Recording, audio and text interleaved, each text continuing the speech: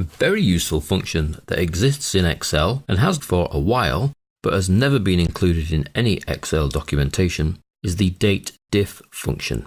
Now the Datedif function allows you to calculate the difference between two dates and display them in whatever format you're interested in. So whether you want to display them in days, in months, or in years. Just before we look at the Datedif function, I'd like to show you one other function that we're going to use, and that is the function to get today's date. So in the second sheet of your employees working file, which is called today, we can get today's date by doing a keyboard shortcut, which is Control and semicolon. And that places today's date, November the 15th, 2013, in the cell. I press return to accept that. However, that is a static value and will stay at November the 15th, 2013 until I change it. So in 3 weeks' time, it will still say November the 15th, 2013. If, however, for it to change to today's date when we get to tomorrow, I can use a function called today. So that's equals today. Now, just like the other functions you've seen already, it has an open bracket. However, it differs in that it then has a closed bracket with nothing in the brackets. So it's a straightforward function to produce today's date. And when I return, I get the same date, 11/15/2013.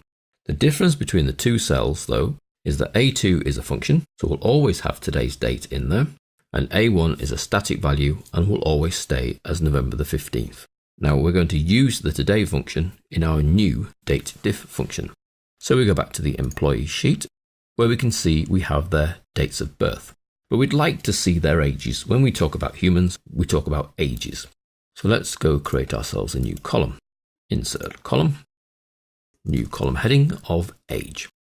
And then we can calculate people's ages by looking at their date of birth and finding out the difference between when they were born and today in whole years. We only worry about the whole years when we look at human ages.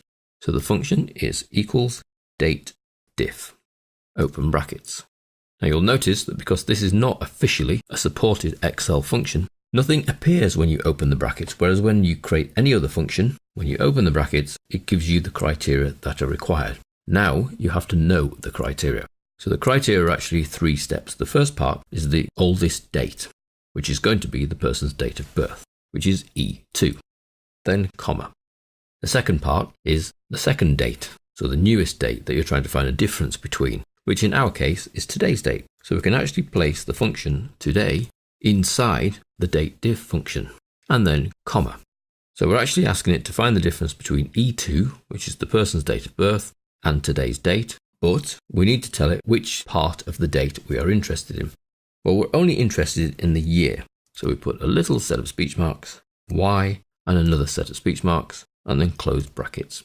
Now in this third part, you can actually have D if you want to know the number of days between the two dates, M if you want to know the number of months between the two dates, so that's full months, and you can put YD, which is the days, take away the full years, and MD, which is the days, take away the full months. So it's sort of the remaining days once you take away the months.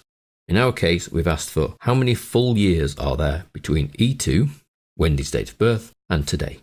When we press return, it tells us it's February 16, 1900.